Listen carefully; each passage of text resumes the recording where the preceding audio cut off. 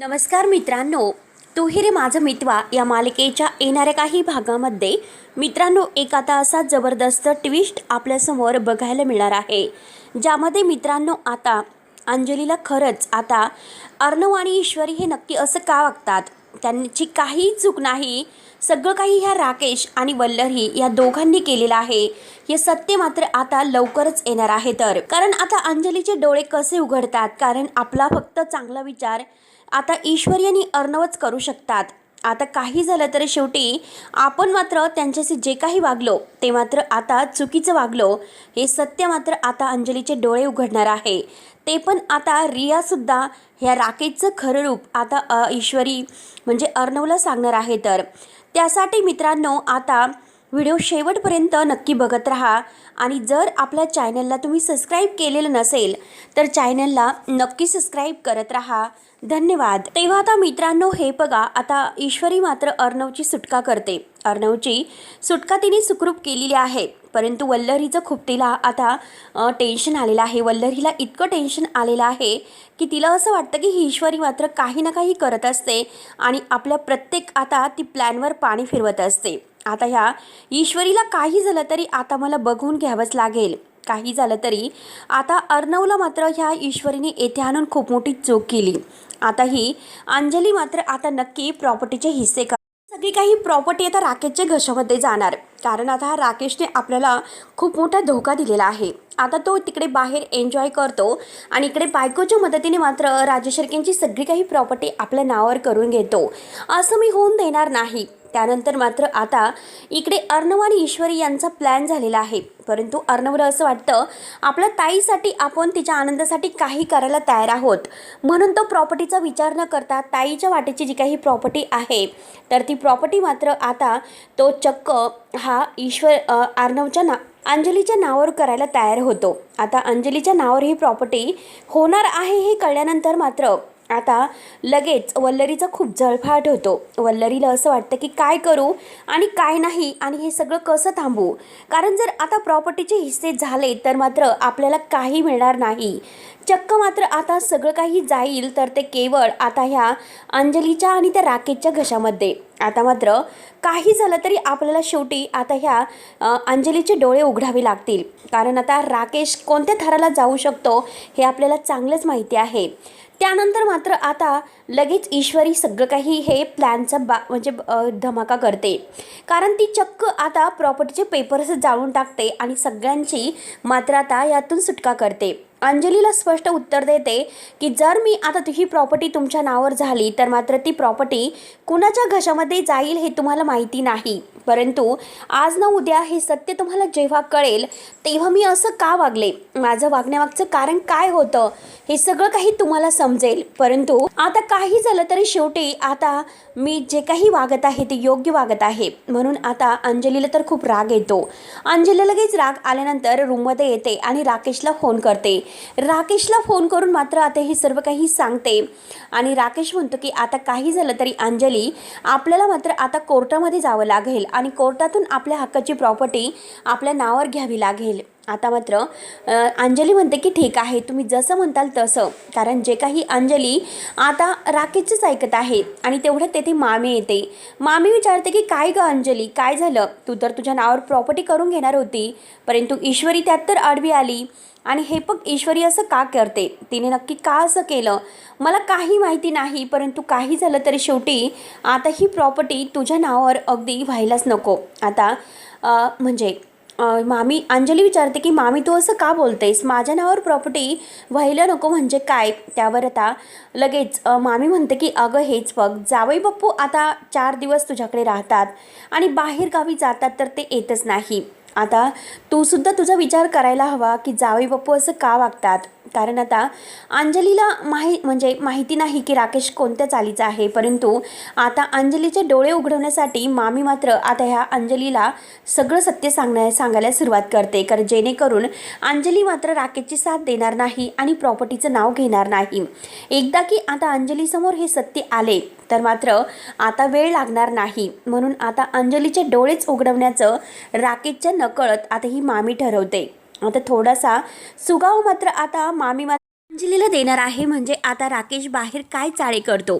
आता मात्र अंजली स्वतः म्हणजे हे सत्य ती तिच्यासमोर बघणार आहे. कारण मामी मात्र आपल्या मोबाईलमधील जे फोटो तिने राकेशचे काढून आणलेले आहेत ते सगळे फोटो मात्र आता ती अंजलीला दाखवणार आहे.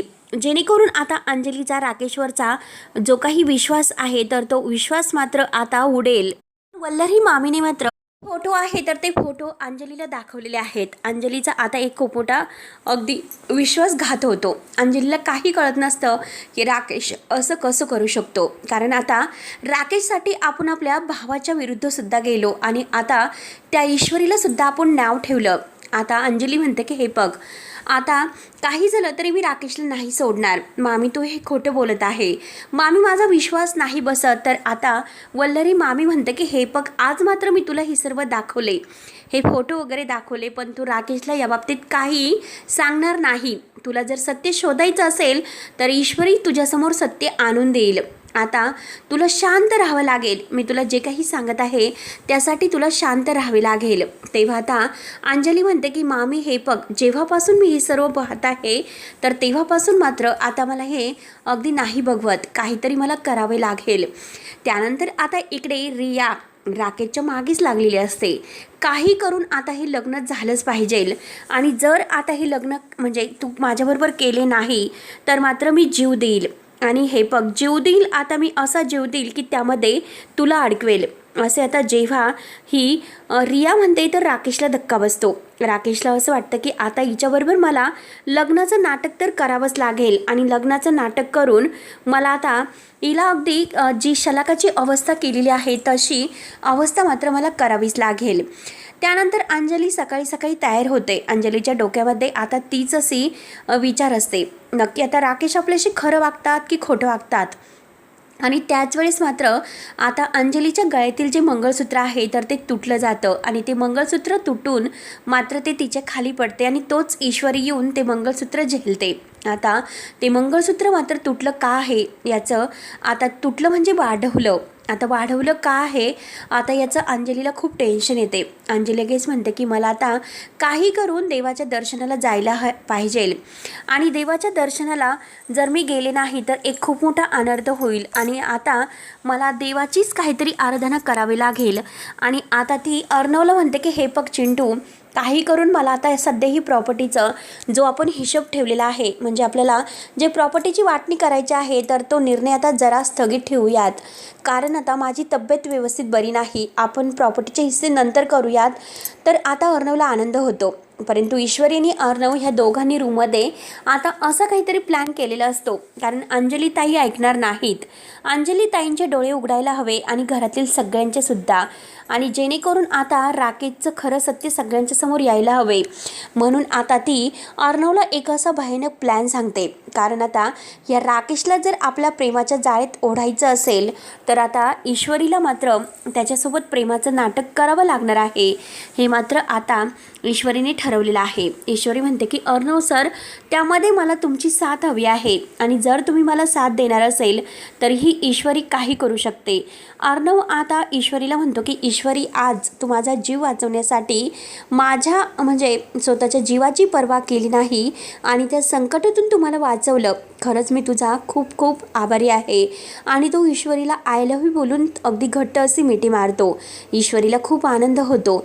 ईश्वरी लगेच आता अर्णवला म्हणते की सर, जर तुम्हाला काही झालं असतं तर मी जगू शकले नसते. म्हणून ईश्वरीसुद्धा अर्णवला आय लव्ह यू बोलून घट्ट मिठी मारते. आणि पुढे काय करायचं आहे, अर्णव सर तुमचा जर माझ्यावर विश्वास असेल तर आज हे पाऊल मी उचलणार आहे. म्हणून आता ईश्वरी राकेशसोबत प्रेमाचं नाटक करण्याचं ठरवते. त्यानंतर मात्र इकडे राकेश आणि आता ही रिया मात्र मंदिरात आलेले आहे. कारण आता राकेशला ह्या रियाबरोबर लग्नाचं नाटक करून शलाकाला जसं त्याने फसवलं तसं रियाला बाहेर ठेवून फसवायचं. आणि आता हे सगळे आपले असे खेळ आहेत तर ते चालू ठेवायचे आहेत. आणि आता मात्र त्या मंदिरात मात्र ते लग्न करण्यासाठी आलेले आहे, कारण ते गोव्यावरून आलेले आहेत आणि गोव्यावरून आलून डायरेक्ट आता ह्या मंदिरात ते लग्न करायला आलेले आहेत. आणि त्याच मंदिरात मध्ये मात्र आता अंजली देवदर्शनाला आलेली आहे आणि ती पण आता आजीच्या सोबत. आजी आणि त्या दोघी आलेल्या आहेत. तर आता ईश्वरीसुद्धा तेथे येते. ईश्वरीला माहिती असतं की आता अंजली ताई ह्या काही अगदी म्हणजे त्यांची तब्येत बरोबर नाही, आपल्याला त्यांच्यावर लक्ष ठेवायला हवे, म्हणून ईश्वरीसुद्धा आता आणि अर्णवसुद्धा दर्शनालाच आता अंजलीताईची काळजी घेण्यासाठी त्यांच्या मागे येतात. आणि त्याच वेळेस आता अंजली जेव्हा मंदिरात पाय ठेवते, आज तिचं जे मंगळसूत्र तुटलेलं आहे, जो भयानक संकेत तिला झालेला आहे, तर त्याचा एक खूप मोठा असा उलगडा असा होत आहे की मात्र आता राकेश रियासोबत जे लग्न करत आहे, तर तेथे अंजली हे सर्व पाहते. अंजली जोरात राजेश असं ओरडते. आता राजेश असं म्हटल्यानंतर आता ह्या राकेशला काय करू आणि काय नाही असे होते. राकेश लगेच आता तिथून पळून जाण्याचा प्रयत्न करतो, परंतु अंजली आता म्हणते की हे बघा राजेश थांबा, आज तुम्ही मला फसवत आहात. तेव्हा आता रियाला तर धक्काच बसतो. रिया म्हणते की अरे सर्वेश तू कुठे निघालास? सर्वेश अरे आपलं लग्न होत आहे, तू कुठे चालला? तेव्हा आता रियाही आता याचा हात पकडते आणि अंजली सनकनी राकेशच्या कानामागे देते आणि राकेशच्या कानामागे देऊन त्याला त्याच्या पापाची शिक्षा मात्र आता अंजली देणार आहे. कारण आज खऱ्या अर्थाने देवाच्या साक्षीने अंजली समोर हे सत्य आलेलं आहे आणि त्याच आता रियासमोर सुद्धा ह्या राकेशचं खरं रूप आलेलं आहे. तर आणि अंजलीला जो काही घडलेला भयानक चमत्कार आहे, तर खऱ्या अर्थाने मात्र अगदी अंजलीचे डोळे उघडलेले आहे आणि तिला वल्लरीने सांगितलेलं सगळं काही सत्य आठवतं. आणि शेवटी ती आता अर्णव आणि ईश्वरीची हात जोडून माफी मागते आणि त्याच वेळेस अंजली बेशुद्ध पडते. आणि आता रियासमोर सुद्धा सत्य आल्यानंतर रिया सनकनी राकेशच्या कानामागे देते आणि राकेशचा अगदी सगळं काही चहूबाजूने नायनाट होतो. आता वल्लरीला आनंदच होतो. वल्लरीला असं वाटतं की आपल्याशी गेम पलटी करायला गेला होता, पण आज याचाच गेम पलटी झाला आणि प्रॉपर्टीची हक्काची मालकीन आता मीच होणार आहे. परंतु आता वल्लरीला धडा शिकवण्यासाठी, वल्लरीचे अगदी कायमची जिरण्यासाठी आकाश आणि नम्रतासुद्धा उद्या काय असा निर्णय घेतात आणि आता त्यांच्या निर्णयाने वल्लरी कशी कोमामध्ये जाते हे मात्र आपण पुढच्या व्हिडिओमध्ये बघणार आहोत. त्यासाठी मित्रांनो व्हिडिओ शेवटपर्यंत नक्की बघत राहा आणि आता आपल्या जे काही अगदी व्हिडिओ आवडल्यास कमेंट्समध्ये सांगायला नक्की विसरू नका. धन्यवाद.